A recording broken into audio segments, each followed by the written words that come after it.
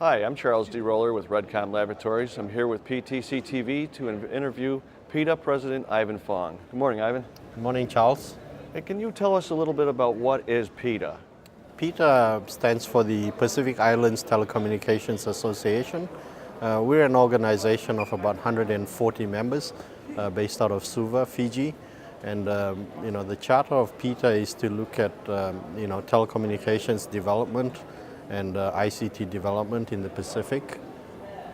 So that's basically the membership. I mean, for us, in terms of activities, we conduct, of course, the PITA members meeting at PTC.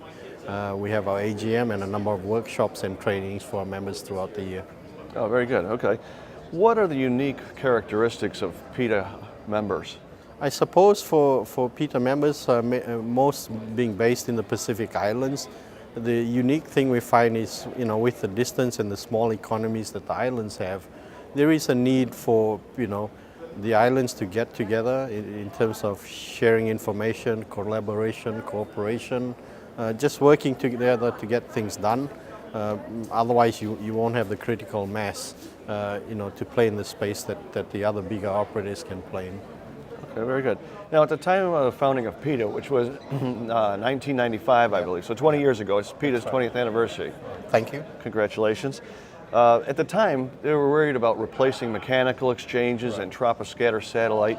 Jump forward 20 years now, and we're into 3G mobile, we're into data much more than what we were looking at before. How has PITA stayed relevant through all these years? I think the constant in that, even though the technologies have changed, new things have come on the market, it's all about dealing with change and how we adapt that to the benefit of the users and the communities that we have in the Pacific.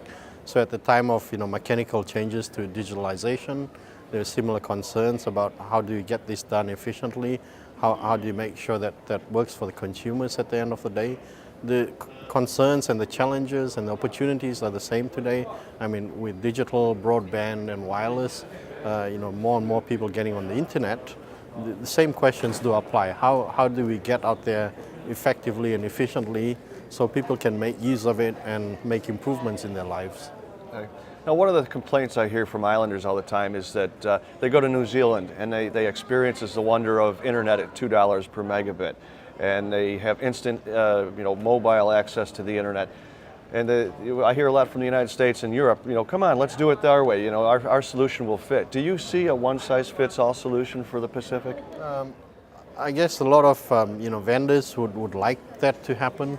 The reality is many of the markets are quite different, both topographically, geographically and economically very different. It's good to see the solutions that are available out there that you can use. But at the end of the day, they have to be relevant for the communities that you have. We can copy all the solutions out there in the world, but if they don't do anything for the people and don't bring any benefits, then the question is, are we wasting our time and money doing this? It might be right for the United States, Australia, and New Zealand, but if it's not right, for the countries that are deploying this, then I think they're tracking down a long path. But on that note, I think the PTC event is a good place for people to come and share ideas. So, the operators and our members in the Pacific can take stock of what's there and, go and consider, thoughtfully about how to apply these solutions, to their own requirements. Now, you had mentioned that PITA holds a number of events through the year. What kind of events are those? What do you discuss? What do you do? What kind of development is there for PITA members? Okay. We have, of course, the PITA members meeting every year in January, co-hosted by PTC generously. And at that, we, of course, run some of the administration of PITA, but we do invite presentations from the members to give updates of what they're doing in their parts of the world. We get updates from vendors and solution providers to say, what are the new things that you can take advantage of? Then later in April, May, we have the annual general meeting, which is where the office bearers of PITA are voted in. But also, it provides, I guess, the platform for people to come together, discuss, share ideas, catch up with your friends. Quite often we find that the best ideas come out of these informal gatherings rather than something formal, in a table sort of conference room setting. Oh, very good. Thank you. Now, being a bunch of small islands, the PITA membership must face some very real challenges that don't exist anywhere else. Are there challenges and opportunities that we should be aware of? There are. I think the biggest challenges most of the members are trying to deal with right now are increasing basic access to their communities, increasing international connectivity. On the human resources side, they do face a dearth of, I guess, human capital and capacity to do a lot of advanced things that they'd like to do.